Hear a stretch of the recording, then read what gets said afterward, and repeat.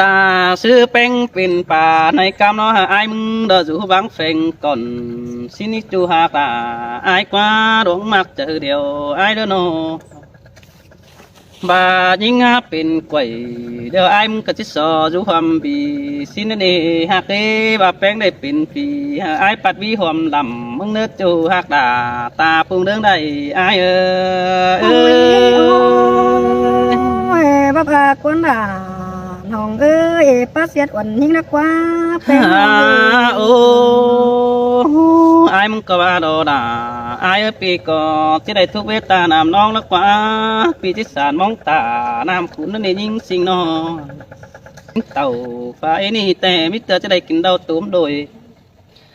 ยังจิตถอยเติมบนเสือดาแต่ดอกไว้หักถ้าต่อไอ้ตายเบียนขึ้นดอกเมื่อฟ้าน้องจอยเจียไตกันเนื้อเกี่ยวช่วยจอมใจเอ้ยโอ้ยเอ้ยตาซื้อไอ้มึงก็หาที่เย็ดเจอดีเป๊ะสังเจอดังแต่ดอกไว้หักจูมือไอ้ก็ไอ้จุสั่งดอกแก้มน้องเจียเถื่อไอ้กิ้งนอจูหักด่าไอ้เนื้อโนหันบ่าไอ้ก็จังมาเสียงยิงโนบจือเสียงน้อยแต่ดอกไว้หักปันยังไฟหลอกเงินน้อยสักวังคุ้มหอมแบมแต่ดอกไว้หักปันยังเงินเบอร์เขียวดอกเสือติงหัวด่าสินนั่นเองเว้ยจูหักด่าไอ้นึกตาบ้านยิ่งเป็นป่าเดี๋ยวไอ้จะเป็นดงนั่นเอง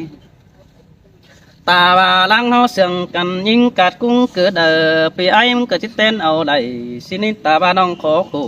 ก็ให้ส่งไฟเจือกันสินี้ก้อยป้าบันเสนอกวงมังใบบุญเฮอรอปีน้องโซเบิ่งได้วันนี้เกี่ยวช่วยจอมจะไอ้โอ้ยโอ้ยบ้าพากวนด่าน้องเอ้ยคนเสียงน้องเอ้ยน้องเอ้ยใครนี่ปีหักด่ารอแอมน้องไอ้มึงก็จะโซตันได้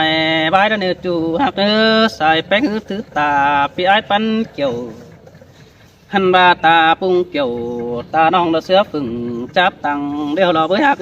มีคู่สั่งดูนักกวางใส่ไอ้เด้อจูหักเนื้อบุญปันไอ้เด้อ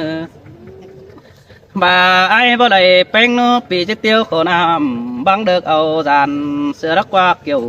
ช่วยคนเสียงดังหงไอ้โอ้ยโอ้